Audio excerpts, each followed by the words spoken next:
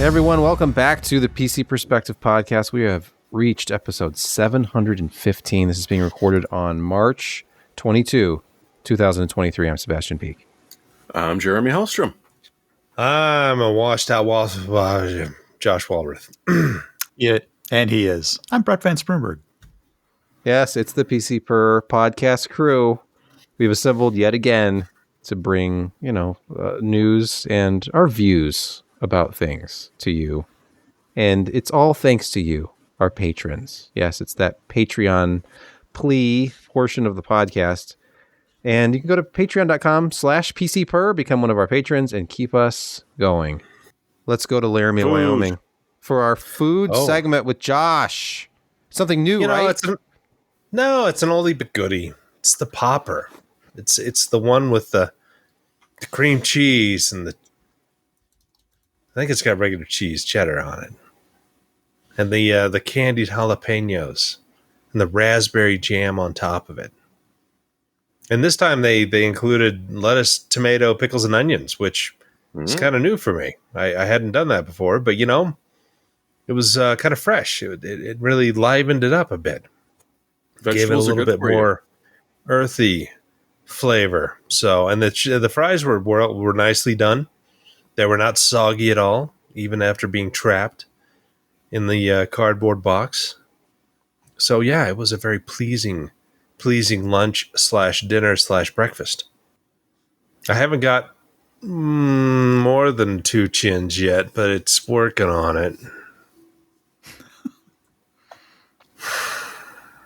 There you have it. Intermittent fasting by Josh Walrath. Yes. Yeah. Our top story is something a little shocking to a lot of people, based on the reactions on social media today anyway. Counter-Strike 2 for CSGO owners. This will show up, right, as a free upgrade. Yes. It's in limited test right now, and I have not attempted to play it yet. I think it's invitation-only test right now. Yeah, you got to apply. Let's just face it. I don't think you're going to get invited. I don't even think you apply. They ask you based on your history and what you're doing on Steam and possibly how you rate things. But yeah, there's an FAQ you go to, and Steam is more along the lines of, we'll monitor usage, and those that seem appropriate, we will contact. I don't know. I played a lot of Counter-Strike and Counter-Strike Source. Yeah. A little bit of CSGO. Not much. But, in the early 2000s, it was a lot of hours. Lots. And I'd just been married, and Friday nights were go get some beer and run home and try to get on the hard CS server before the ping got bad and before it filled up. Because in between 7 and 10 o'clock at night on a Friday, it was packed. You couldn't get a spot. And yeah, my wife was awfully lonely on Friday nights. And as a newlywed, that's not great. But CSGO. Now, 23 years later, nobody cares. But, yeah, exactly. Yeah. She's like, what do you... Yeah. She wouldn't even ask what you were doing. It's like, he's just in his room. I don't know. Go play that game thing that you were doing. Yeah, please get away from me. Yeah, don't touch me. Just go. I'm watching TV. Just CSGO. Oh.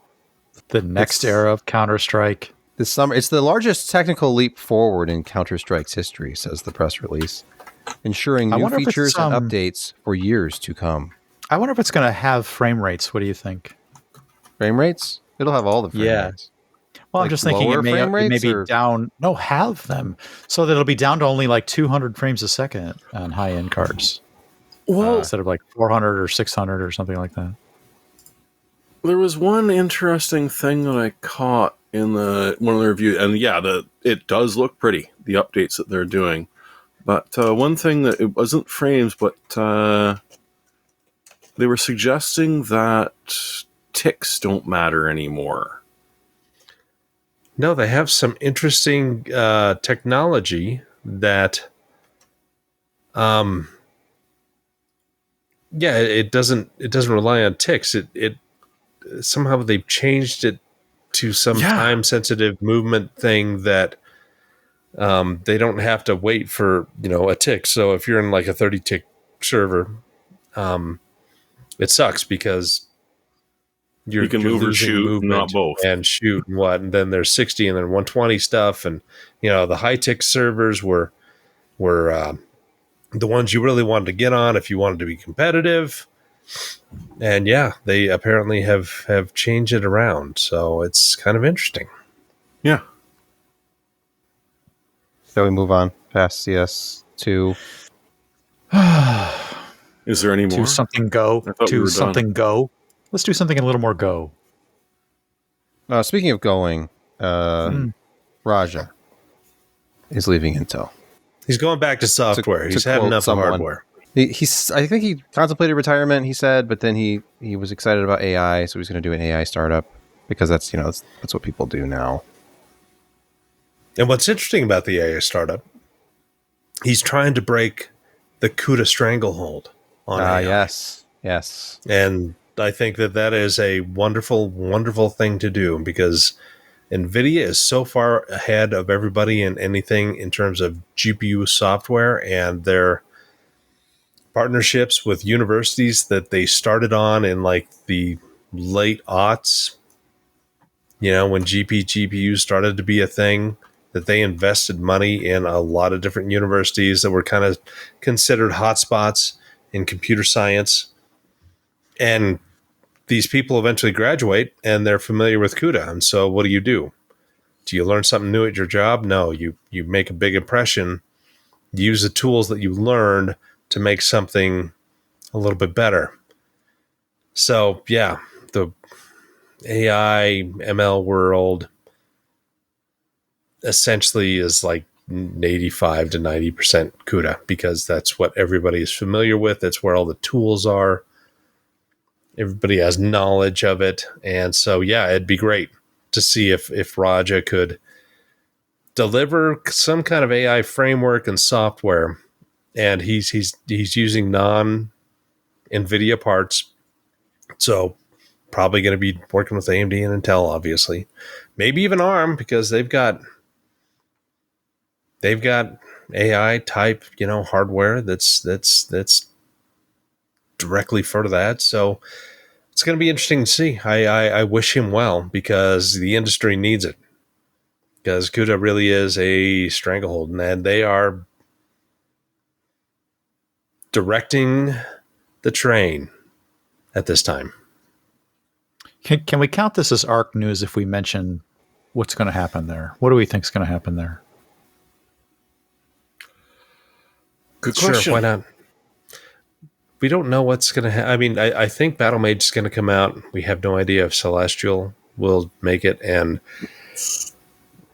a lot of people are doubting that Druid is even going to see the light of day. Intel is a hard company to change direction because they look at CPUs and they're like, we're making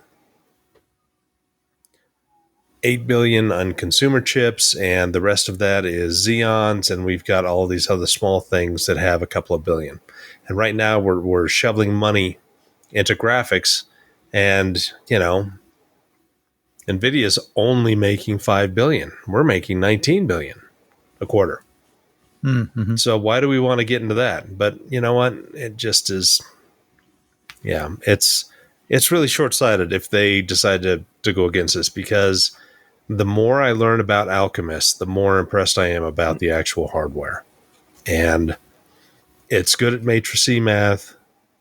It's good at ray tracing. It's good at everything. I mean, it's a first-generation product that, the only way it's fallen down has been essentially software, and they've been working 24/7 on improving that, and they really have. So I'm hoping that they see the light and stay with it, because it is still very much a growth industry, and you're going to need that technology portfolio if you want to compete in the future, because CPUs are only going to take you so far. I mean, you can only throw so many threads at things before you have to really start looking at accelerators.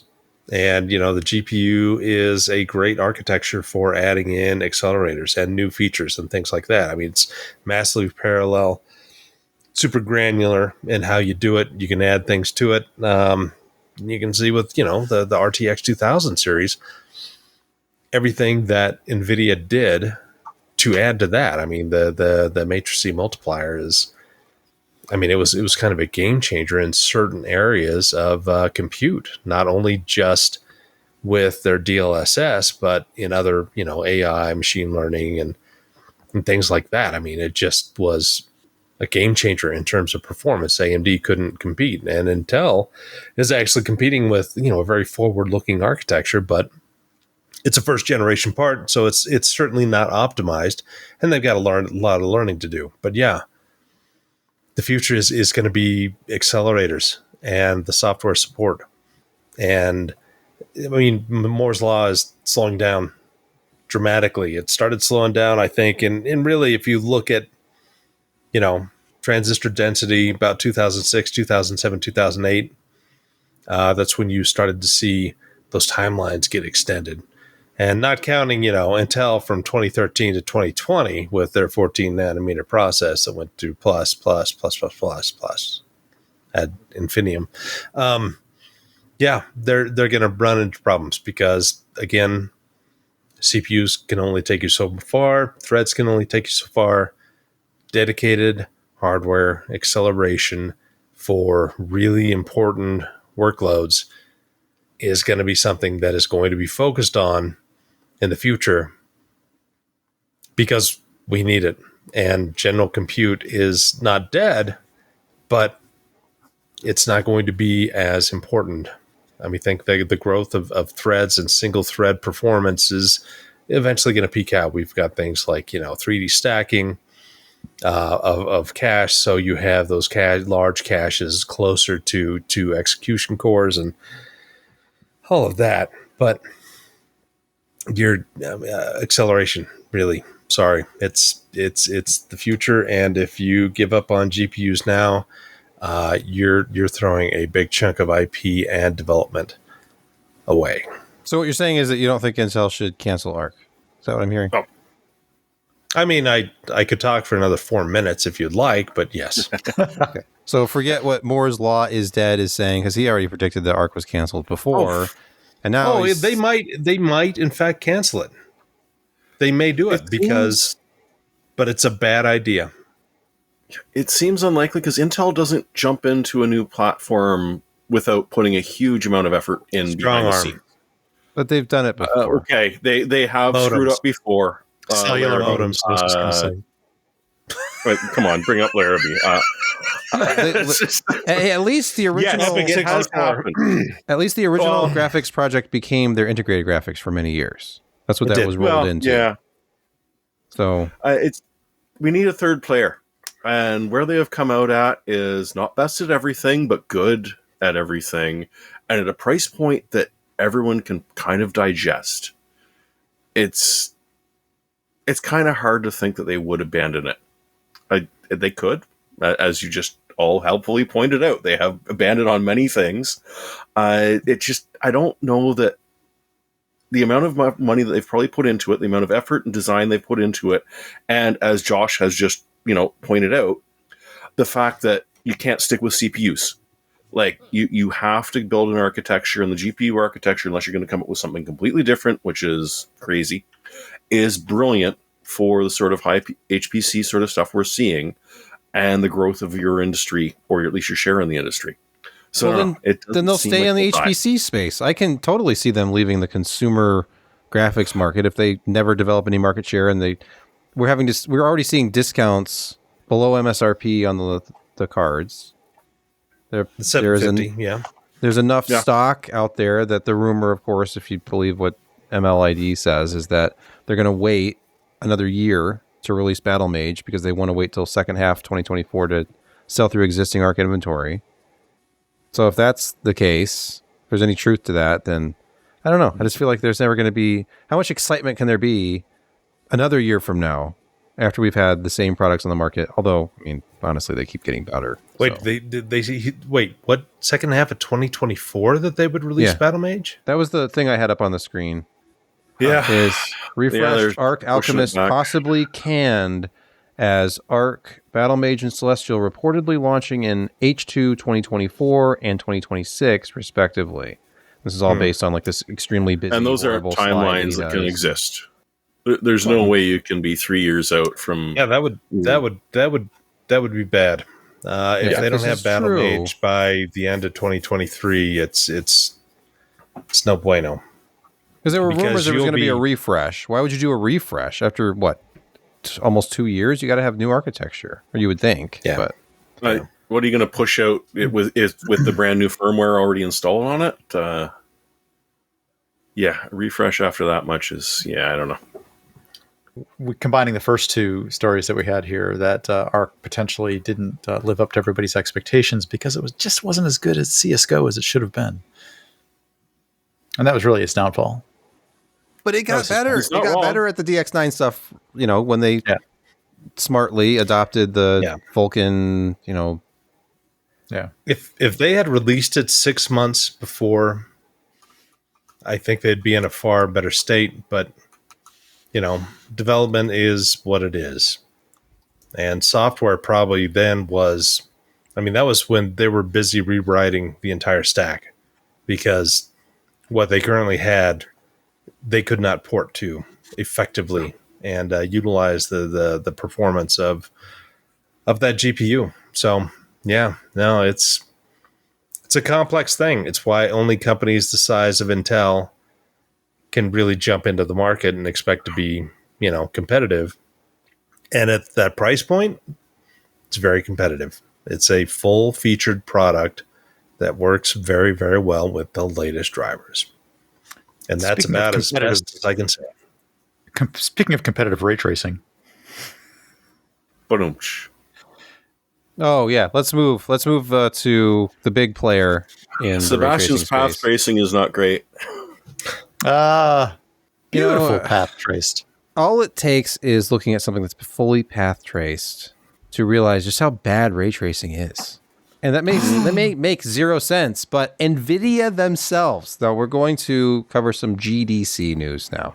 Game Developers Conference going on, and Cyberpunk 2077 brings beautiful path-traced visuals to GDC, as this article from NVIDIA's website. And I will draw your attention to this comparison here, which unfortunately is rather low res, but it shows path-traced and then ray-traced, and then rasterization. So you start to understand why there are a lot of people who are very down on ray tracing. Like, usually you have to know what you're looking for. Is it the reflections? Is it the shadows? What is it that's ray traced in this particular game? Well, with path tracing, it's just a completely different experience because it's totally natural lighting in everything all the time. But it's a lot harder on your system. But it's how things are rendered offline. That's why offline, like 3D movies, special effects look so damn good. They can throw a bunch of horsepower at it and just wait till it's done. Because one frame takes, 2.5 minutes to render on modern stuff. As compared to 20 years ago, where a frame would take one server a day to do. And they had to do server farms and do it for 8-9 months to get all the output out. Yeah. Good old Pixar. CD Projekt Red at the Game Developers Conference in San Francisco unveiled a technology preview for Cyberpunk 2077 with path tracing coming April 11. So not overdrive April 1st, mode. Eh? No. Intelligently, they're not doing it on April 1st. Well, it's CD Projekt Red and Cyberpunk, so I mean, you got to check. I am excited about this because, I hope it'll make this a better benchmark, but really, it's just because I love path trace stuff, and that's what this game needed from the beginning. This has that kind of pre-rendered feel to it, if this is what it indeed ends up looking like. And this will not, maybe this will be exclusive, like it's showing RTX on. I don't know if this is a NVIDIA-only technology, but this is DXR You can do this in DXR. You can do this with any DirectX 12 Ultimate GPU, one would think. But of course, they're going to promote DLSS 3 with this, which allows the games to render with 1/8 of the pixels, dramatically multiplying frame rates. But I want all the pixels. Speaking of NVIDIA and DLSS, real quick, DLSS 3 is coming to more games. It's in Diablo 4, or will be. And they're saying that the adoption of this is going to be growing significantly because they have Unreal 5.2 integration. And they also were providing free tools at GDC for developers to incorporate this into their games. Look at these titles. Diablo 4, Forza Horizon 5, Redfall. Currently 28 games support DLSS 3 frame generation. But that number will be growing. I'll tell you, Epic, they're making some bank. And not only that, but they're reinvesting it in their engine. They're Unreal, the latest build of UE and procedural generation of forests and stuff like that. I mean, they worked with, Rivian to create a demo. You need to go see it. It's insane. It's just this is, when you first saw Crysis in 2007 and how the vegetation and everything moved, you were just blown away. I wanted to touch the turtle. This is the same thing. Yeah. UE5, just 5.2. And I mean, they just keep iterating and optimizing and adding features, reiterate, optimize, get performance up there. It's just nuts. I mean, that's try to look up the Rivian one, not yeah, that's a good one. Oh, okay. No, it just looks like back when Unreal was first came out. If you can think back that far. I can. Unreal, the sky in Unreal was awesome. It was unreal. Yeah. I saw that coming. I thought when you said Rivian, I was thinking not the. You're thinking the trucks, but it is the electric trucks. Yeah, that's what I thought. It is. It is an electric truck. Yeah. This is the Unreal Engine. And I mean, the 4K is fully coming through over this stream. There's no question about it. Especially this small window, because for some reason I can't. Full screen does nothing. Anyway, check out the Rivian. Check out the Rivian demo. It's impressive. Real time, photorealistic. I mean, they've been saying that for a long time, but we're getting a whole hell of a lot closer. That uncanny valley is getting closer to being canned. Yep. Josh, I know you're excited about CPUs. I know you're excited about data center technology, 2x gains, and x86 energy efficiency. So could you please say Grace for us? Yes, please. It's the superchip. Look at this thing. It's almost like chiplet technology. If you think about it, they have like this interconnect and two high performance. NVLink is its big thing, baby.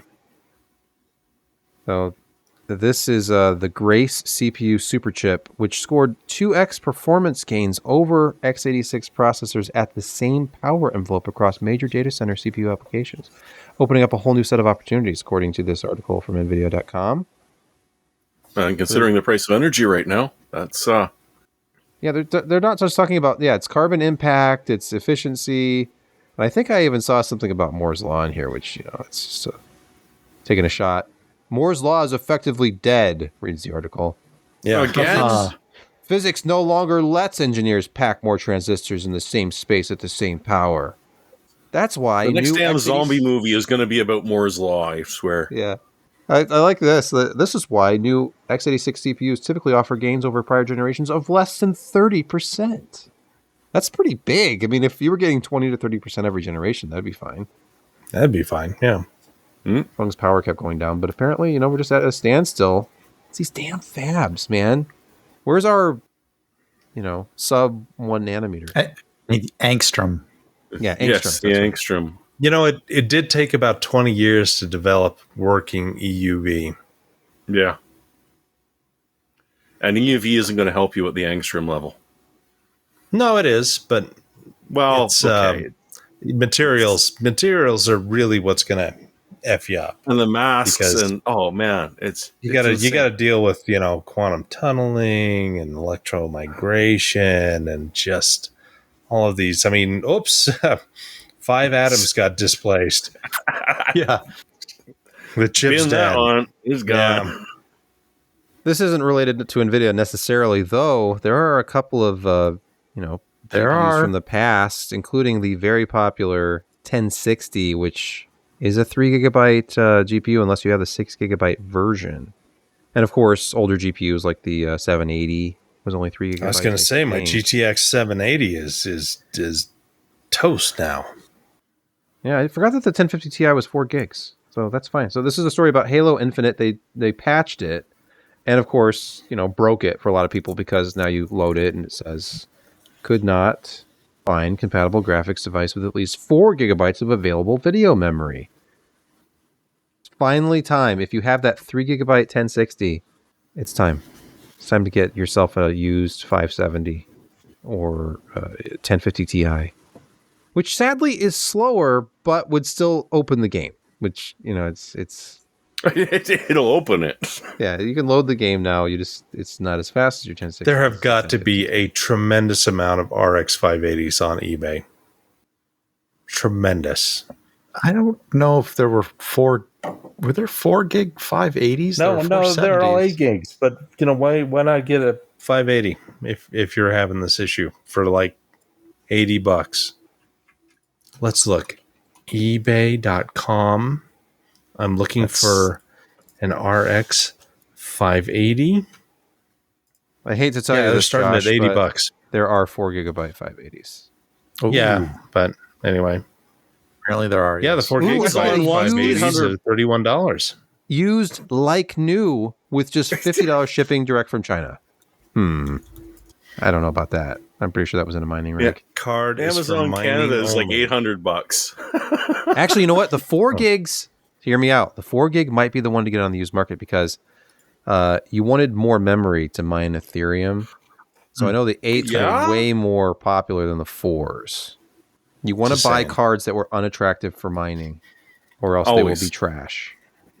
Well, don't cry too hard about that 3 gigabyte card because Asus and Noctua have worked their magic again to create a card with all the brown and cream. You said magic. So, well, I know it it's is an Apple magic. trademark. Apple trademarked the word magic, but I'm going to use it anyway. It is. I thought Doug Henning did. I like this headline, Jeremy. Asus quietly releases the GeForce RTX 4080 Noctua OC. Now, I have heard some feedback about this card that it is not inexpensive. Let's see. Oh, $1,650. Yeah, it's $1,600. It's more than a 4090. Yes. A bone stock 4090 is less than this card.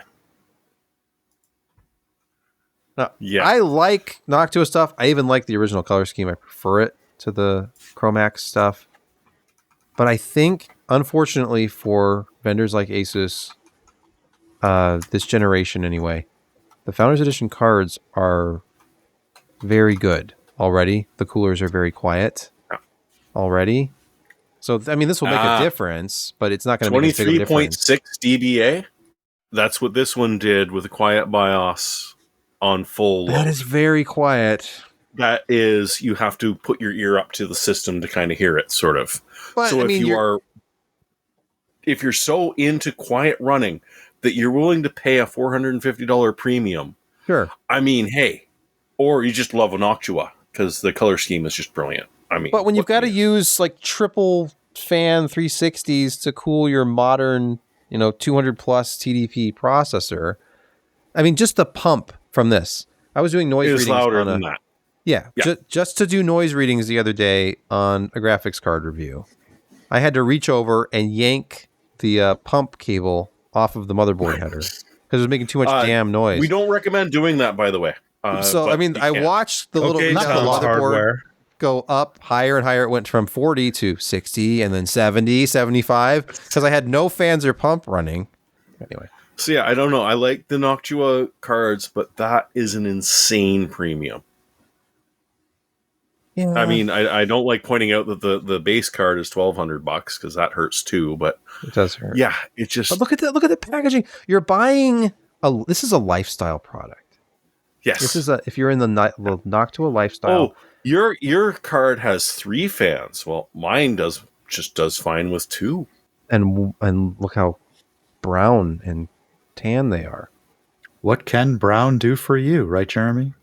Yep. Now, can you drop in different Noctua fans? What if you want the Chromax? Yes, you can. Oh, okay. Yeah, absolutely. Those are standard with PWM fans, so you can remove that shroud and replace them with whatever you like. That is nice. It just looks like a custom. They just need to sell this as a custom cooler. A bracket. Mm-hmm. They did sort of avoid mentioning how many slots it is, but I'm thinking it's just over 4. It looks more than 4, yes. Yeah. Just like from this angle. 4.5, 4 3/4. Yeah. Even just 4.1. It's also like 2 kilos. Oh, here it is. Here's what the fans removed. There's a couple of pads here that rest up against the heat sink. That's very nice. Beefy heat sink. Oh yeah, phase change, cooling in the heat pipes. They call them heat pipes. The wiring harness or the connector to the card might be proprietary, though. Yes, probably. Oh, look, there's even a performance boost of about 1% or 2%. Yeah, there's a hair boost higher. Yeah, that's significant. I mean, you're not just getting a quieter card; you're getting a potentially faster card. Let's look at average. Well, FPS I mean, the factory overclock on it is 90 megahertz on the GPU. Oh, so it is okay. It's an overclock card. All right, but that's it though. Memory is the same. Overall, games tested at 1080, it averaged 4 additional FPS over the reference card. But there was some quiet applause for that. But the thing is, you could still hear it over the noise of the card. Yes. In fact, you'll hear almost everything. And when it's that quiet, then there's going to be some other component that is going to become annoying to you. You've never knew how loud your AIO pump was until you have a graphics card this quiet. And let's hope this one doesn't have coil whine because there's no fan noise to drown it. That would be horrible.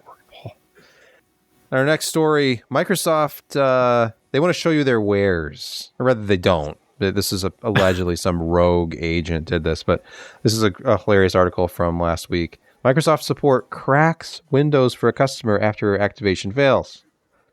And this guy was taking screenshots. I think he was on Twitter talking about this. Quote, "It's literally easier to crack Windows than to pay for it." End quote. Yeah, it's official Microsoft support was helping this person with a Windows activation problem, and they loaded up a crack and just cracked his Windows for him. Well, it's an endorsement, right? I mean, apparently that particular maneuver is relatively safe. Mm-hmm. Yeah. It just makes me want to look up this script and just do it myself. Like, why would I? Microsoft did it. Look, you can make it permanent. Windows Office. Activate Office for 180 days. Okay, do that while I'm at it. All the same licensing server. So, yeah, in response to this, I think they said that was not really authorized. They probably fired that person. Yeah. And there's some PowerShell permissions that you're not able to grant yourself that they can. Oh, okay. So, although I will have to try this. Yeah. Sleeping Computer approached Microsoft for comment in advance of publishing. Quote, "We strive to provide best-in-class support for our customers. The technique you described would be against our policy." That's from a Microsoft spokesperson. "We're investigating this occurrence, and we'll take appropriate steps to ensure proper procedures are followed." I think we all know what that means. Yeah. I think the previously employed gentleman has been promoted to customer. There is no higher honor. Let's pause here for a word from this week's podcast sponsor. Are you like me and thousands of email messages behind? I hate to admit that I'm living that life. Dealing with it can be an incredible time suck. It can really take away some of your best working hours if you just can't manage your inbox properly. There's a recent study that found 50% of the time managers spend tending to their inboxes is spent on emails that should never have been sent to them in the first place or that didn't even need an answer. That's on target based on my experience as well. But what if you could just press a button and never see those time-wasting emails again? Well, that's exactly what SaneBox does. With just a few clicks, SaneBox automatically gets your email under control and filters out all the messages that you don't need to focus on. And you don't even have to switch email apps because it works in concert with whichever email client you're already using. It has some nice features like Sane Black Hole, where you can vanquish senders you never want to hear from again, and Sane Reminders for sending email reminders to your future self. To see how SaneBox can almost magically remove those distractions from your inbox, try it for free with a 2-week trial. Visit sanebox.com/PCPer today to start your free trial and get a $25 credit with our link. That's SaneBox.com/PCPer. Try it out. We're back, and we're going to talk about Pwn to Own, which is underway. 2023 Pwn to Own in Vancouver. Yeah, if I wasn't so busy at work, I would have kind of bugged them, but we're doing a lot right now. I love that we're in the era of Tesla exploits. Hacking that was the first car. on the list. Yeah, Tesla Model 3 and Windows 11 and Mac OS, 0-day exploits. But, I mean, yeah, because if you win, you can get $375,000 and the Tesla Model 3. Pwn to own, literally. Which you can pwn yourself. Now, this may shock you, but the first to fall was Adobe Reader. Yeah, it was only worth $50,000 though. I mean, It's not hard. It's serious. That was a low bar, I guess. Yeah, SharePoint is a little more. Yeah, that's a little more worrying. But time of check to time of use attack against the Tesla. That is won the nice. man. Wait, somebody actually got it. They got $100,000 and the Model 3 on the Tesla. And the same type of attack was used against Apple's OS as well for a $40,000 payout. Oh, okay. And Oracle VirtualBox, different technique, but same $40,000 payout. Yeah. Oracle's VirtualBox was the more classic buffer overflow and stack attack. Yeah. And there were some interesting Teams ones too, but they didn't make the top 10 or top 5 or whatever. There was over $1 million worth of cash handed out. There's more excitement coming. I mean, by the time you listen to this, it will probably be over, but they still have Ubuntu Desktop, Teams, Windows 11, VMware Workstation coming up. Yeah. They're handing out tickets as the applications sort of check into the event with, you get a 0-day, you get a 0-day, everybody gets a 0-day. Yeah. Everybody just look gets a under 0-day. there. We're one of winners. All the applications are very excited after this, and operating system vendors. It's a super day for them. Oh, by the way, this is Security Corner. I should have mentioned that. But a trigger warning for anyone who. Yeah, sorry everybody. Computers. But in the grand tradition of Security Corner, though we have already looked at a Bleeping Computer article or two, here's another one, and I love this: the Windows 11 snipping tool. Oh no! Acropolis. This is funny. Acropolis, yes, but it's not just Windows 11. It's your iPhone too. Oh, is it? So anytime that's on purpose. Have cropped an image, you think it's gone. You think the parts you cropped out are gone. Yeah. Well, no. There is still enough freaking metadata back there that they can actually recover at least some of it. That's not all of it. A little scary. But yeah. And it is really nasty. Because it's all about the portable network graphics thing. So there's an IN data chunk which says, hey, this is where the picture ends, move on. When you crop it, it inserts another IN data chunk, but it doesn't get rid of anything after that IN data chunk. Now, as you copy the picture, you lose data because it no longer your operating system no longer respects the data after that original IN, but it doesn't completely corrupt it, or at least don't trust it to. So the viewers that are watching the podcast right now can see a partially recovered image.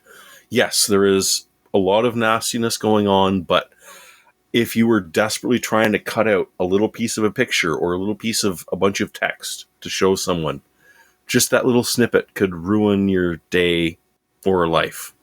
Yeah, think about an ill-advised self-portrait, shall we say, where part of it revealed a little more than you wanted it to, so you did a little screenshot, a crop, and then sent that off. And it's still dangling there somewhere. Yeah, it's still there. So, and by the way, this image is something I'm very familiar with. Anybody who's ever done like SD card recovery, you find a bunch that look like this, where half of it is like a purple color and there's garbage in the middle, but then there's like half the image, and then there's the other half you wish you never saw.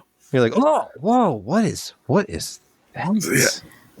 Oh, now, so all these people who recently visited Thailand are trying to read up on this and how to mitigate. Yeah. Hey, come on, we got that spiral guy.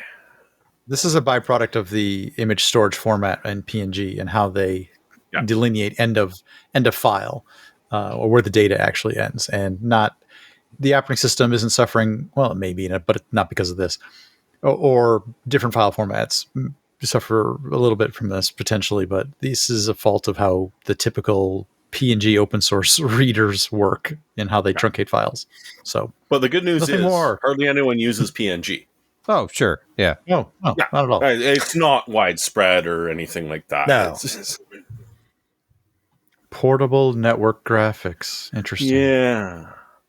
All right, let's move on to gaming quick hits, and we should talk about the Diablo 4 beta, which I'm, just given the tone of some of the conversation about gaming, this group I doubt has played this yet. I think Josh might have. Oh, you did? Yeah. Okay. Yeah. Tell us if you're I thoroughly enjoyed it. The graphics updates were really, really good. The way they're able to kind of zoom in and give a more, first-person 3D perspective in cutscenes that they've done.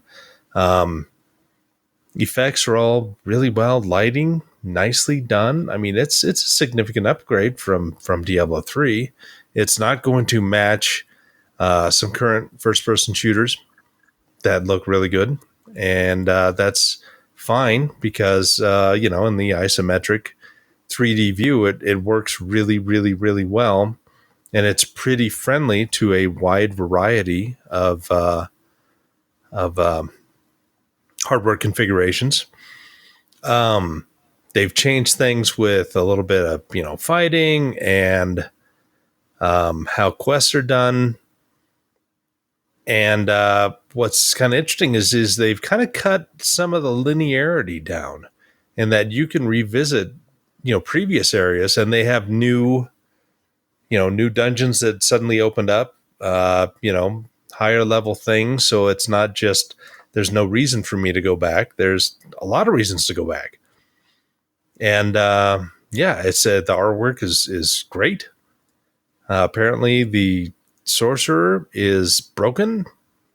You spec a couple of different things and suddenly you're just killing everything and taking no damage. So it's definitely a beta. Lighting is good. Character customization's perfectly fine. You can do pretty much anything you want. I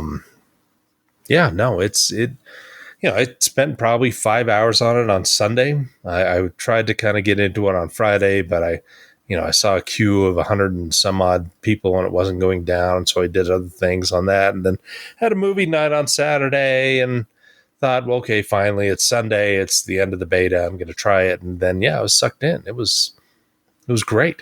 It was, it was like loading up Diablo 1 for the first time and strolling through Tristram and the chapel and just getting engrossed into it because it's just simple and fun, but it still is engaging, and there are things that you learn and it's not repetitive. And I think that, Diablo 4 is going to be a pretty good success for him.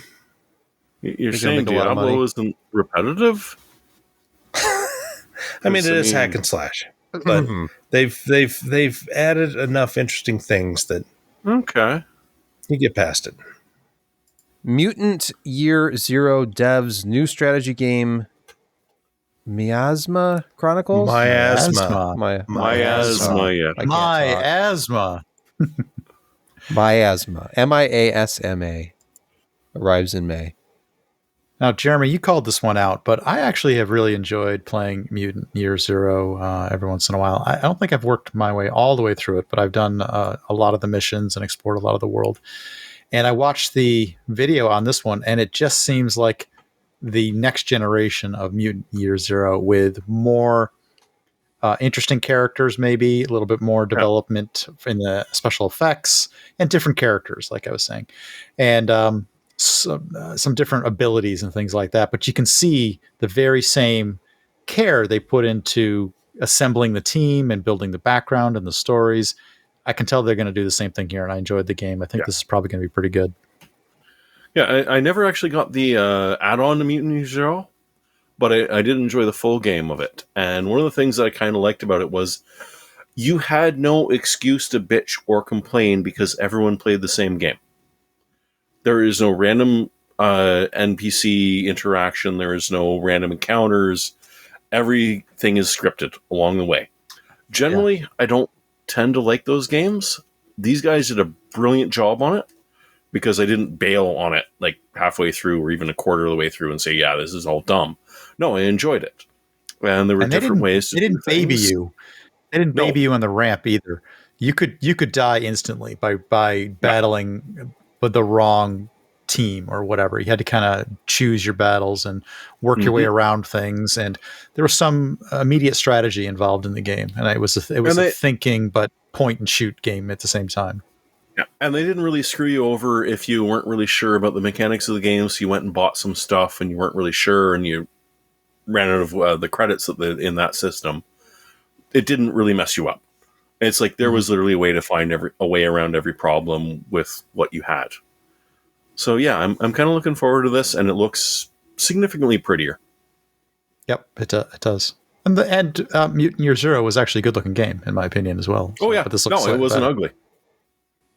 Finally, we mentioned the spring. Yeah, apparently it's 70% off right now. By the way, Mutant Year Zero on this spring sale.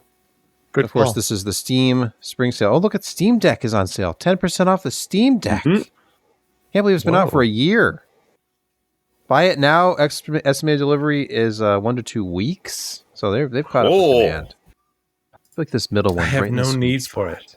I have no need for a Steam Deck. None. Don't you want a big, chunky handheld device? No. Oh. I already have one. But yeah, you probably are talking about your smartphone, right? Oh. Timing, Josh. Timing. Yeah. All right. Yeah, so the Steam backlog sale going on now. Add more games to your list that you'll never play. Or just, you know what? Exactly. Free yourself from the shackles of your backlog. Just write it off. Write it off to experience.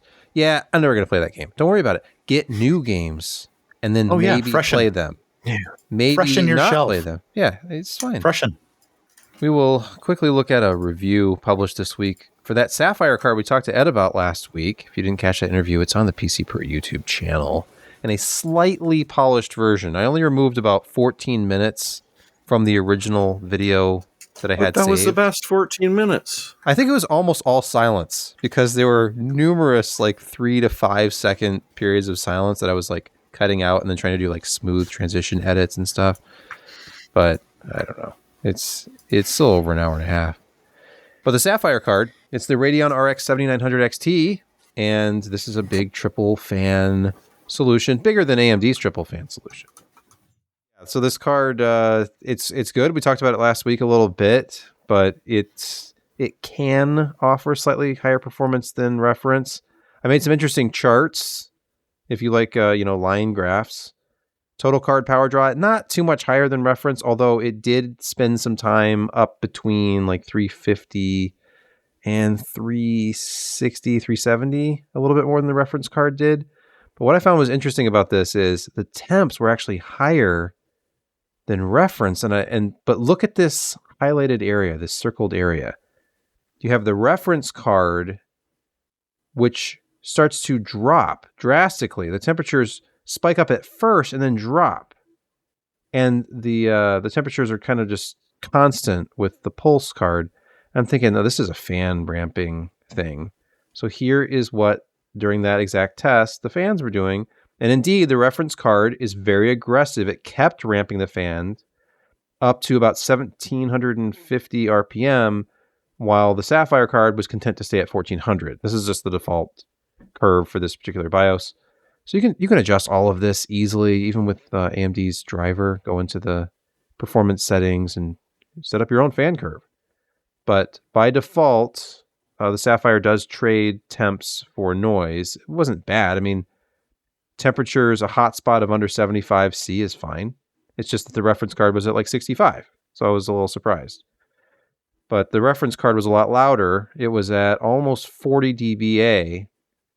And the Sapphire card was 35.5 under max load, like under its full 1400 RPM fan here, which is only about 35% of its max. So it can absolutely get cooler. See, the reference card spinning at 66% in the same test. Sapphire only 35%. So, and then I was just, kind of, it's a good card, but then the pricing update. Today, it is now down to the same price after rebate of the reference card. So here it is at $819.99. It's $40, $50 less than it was just 48 hours ago. And with a $20 off promo code, not even a mail-in rebate, promo code, you get it for $799.99. Isn't it amazing? Isn't it incredible? Thank you. Thank you. So I don't know. Would you get this over the reference card at the same price? Yeah. Considering it's quieter. Yeah. Okay. Yeah, well, you can always tweak the fan curves if you want. Yeah, tweak the fan curve, and then you can have lower temps at the same dissipated. Noise. Mm-hmm. Like I said in the review, the only reason I would get the reference card over this at this price is if I was building where that smaller form factor of AMD's reference card was required. Because that's, a pretty strict 2-slot design. Your standard, like 10-inch long graphics card of the last few generations. So anyway, that's the Pulse 7900 XT. And available now for just $799.99. But that's kind of where Pulse cards typically were. I hope it doesn't go around the reference price. No, I don't think it will. I mean, the 7900 XT felt a little overpriced at $900, if I'm being honest, and it feels a lot better at $800. But this is just the modern era of it's all too damn expensive and it's depressing. So let's move on to picks of the week. Josh. All right. So I woke up this morning at 6:48. Oh, you lucky bastard, you. Yeah. But I usually wake up at 7, but I thought that if I woke up at 7, I'd be too late to be able to get one of these. But that was a little mistaken. However, Thrustmaster has finally released the T818 into the U.S. market. And you can actually still buy one tonight. It's the first direct drive unit from Thrustmaster. It's been available in Europe. I mean, it's gotten pretty good reviews, but in terms of the amount of force, it's a 10 Newton meter unit. Fanatec has a kind of lower cost. I believe it's 550, and that's an 8 nanometer unit. But I didn't need to get up as early as I did. 15 whole minutes, which I could have been sleeping. But I ordered one, the basic one, as well as the cockpit mounting kit. What color? And what? What color? Just the regular T818. Oh, okay. Not the gray the or regular orange. Blued. Okay. Yeah, it's just the regular blued one. Not with it. So they have half off of the secondary color plates that you can throw in, and I don't care about that. So yeah, if you scroll down, then it's the 649 is the base unit, and it still has a nice looking blue plate and a little red LED lighting, and yeah, it's nice. It comes with the things that you need, except mounting options. You need a separate mounting plate, or you need a separate desktop clamp.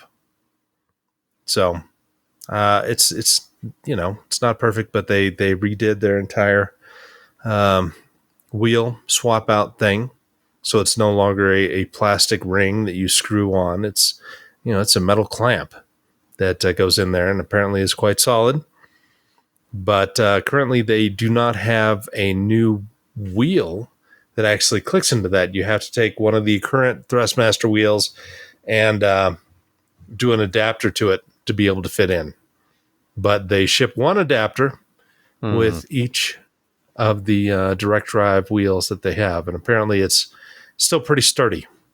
See, look how fast you can swap those things out. So fast. RGB. Got to have them. And for $650, I think that as an appropriate price point for a 10 Newton meter direct drive wheel. And plus, since my son's girlfriend electrocuted my TSPC and it died, I really needed to get a replacement. So I figured I'll spend more. We should hear that story someday. No. She's not paying for it? Are you sure we want to? Well, it was an accident. Okay. You're too nice. It involved a heating pad and a power strip, and there you go. And a fake UL listing from the Amazon product, and yeah, probably. Yeah. Polarity. The polarity CE. ensued. CE. Jeremy, your pick. Well, I thought you were just worried that I'd be a little while. No, it's fine. Well, no, I if you've been watching the show for a while, you probably have assumed that I'm a Lord of the Rings fan. And so I was really excited a long time ago when Drop sent me a Dwarvish keyboard. You recognize the Crown of Durin there. And so they recently reached out again. And for anyone who loves mechanical keyboards, these are built off of the Drop Enter ridiculous keyboard.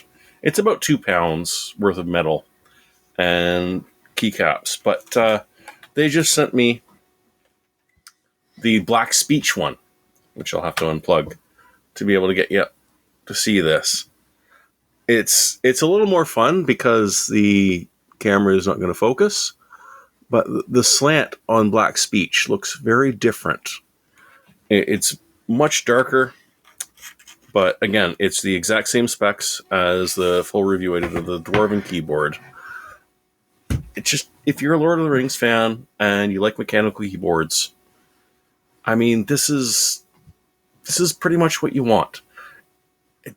Mechanical keyboards are nice and all, but dropping $100 and $200 on a keyboard, or in this case, it's on sale for $169, is, I don't know, it's kind of weird, but at the same time, they're gorgeous. You can't argue that they're pretty. And it almost perfectly matches the numpad that I had to buy, because these are, numpadless keyboards, or 10 keyless, as we prefer.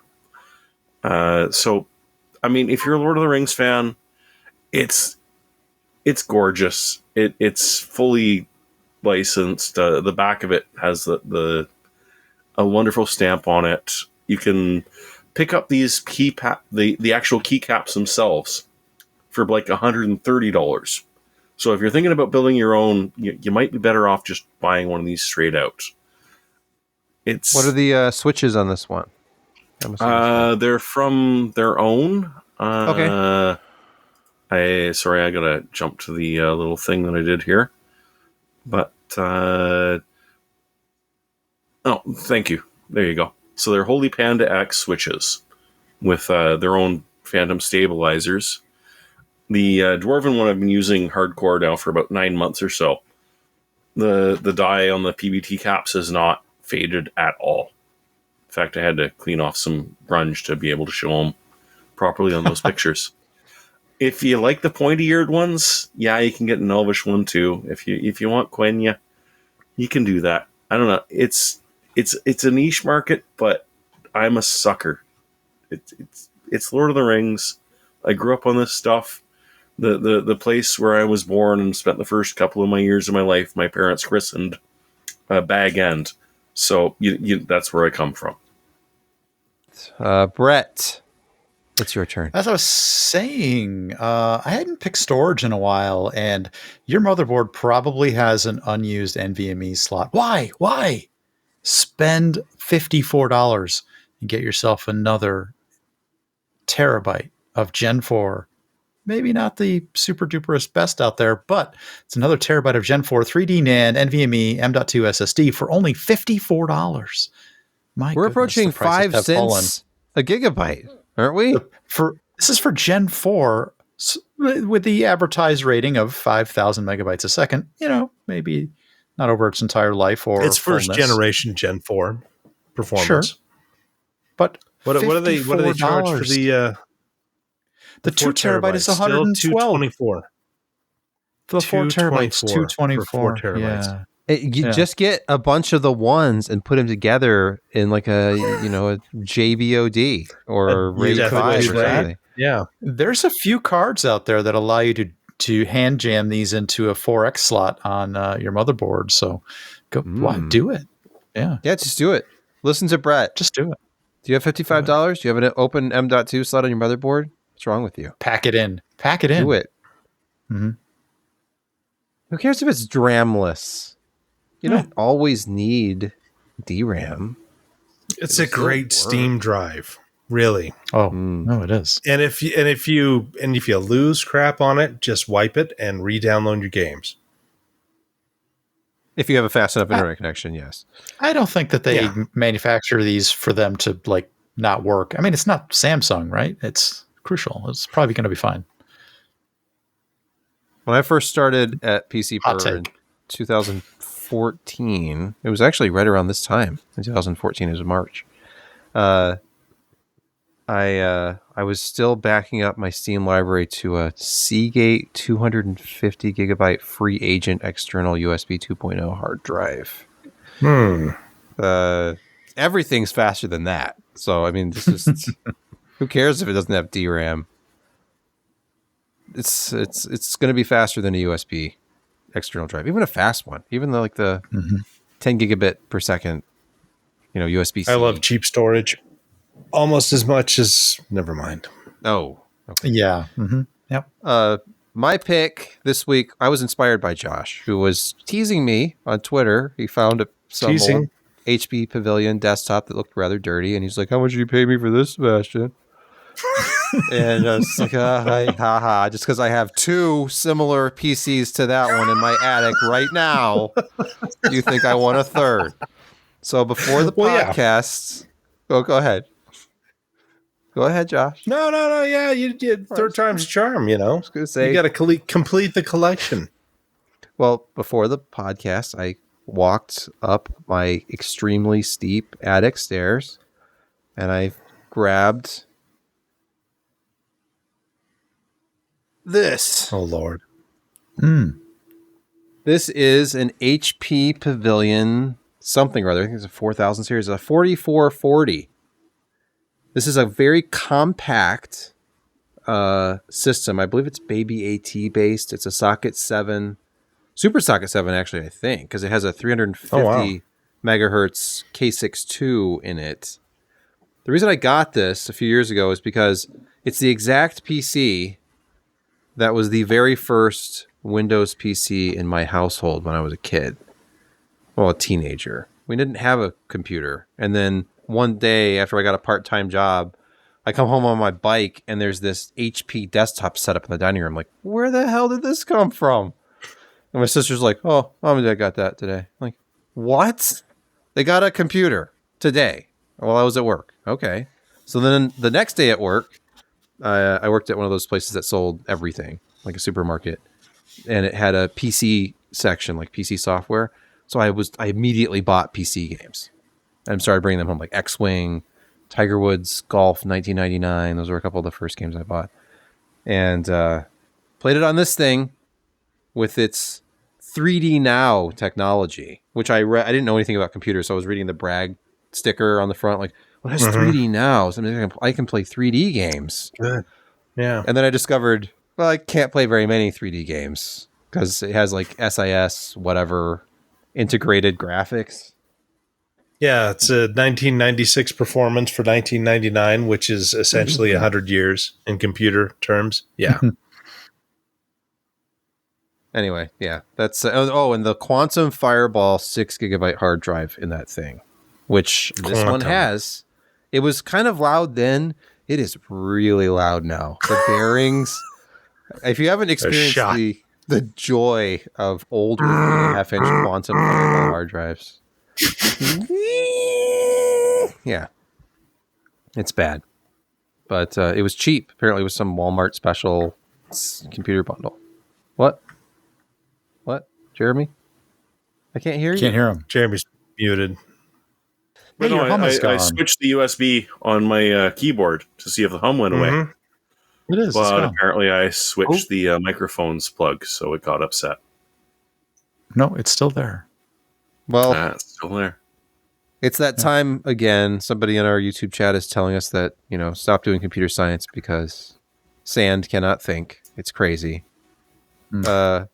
Sorry, Guybrush 3 in the YouTube chat, but we will continue this show next week and for every week thereafter until I die in some form or other. No, I can't make that promise. Anyway, This has been the PC Perspective Podcast. Anybody have any words of wisdom for the audience? Josh has some. No, I don't. Don't put words in his mouth. Pay attention at school. Yeah. Eat your vegetables and do well. Otherwise, you're going to end up like us. Oh. As my brother always says, keep your mouth shut and your bowels open. You may think you can, but you're probably not going to be a game programmer. Oh. Hey. Well, I got a couple of cousins that are... By the way, the picture in the background, Brett, is that you all decked out in the middle of an intense airsoft battle? Or what is I didn't want to talk about that. I was just doing some posing. Yeah, it's okay. You paid a lot for that, didn't you? Oh. Thanks, everybody. Good night.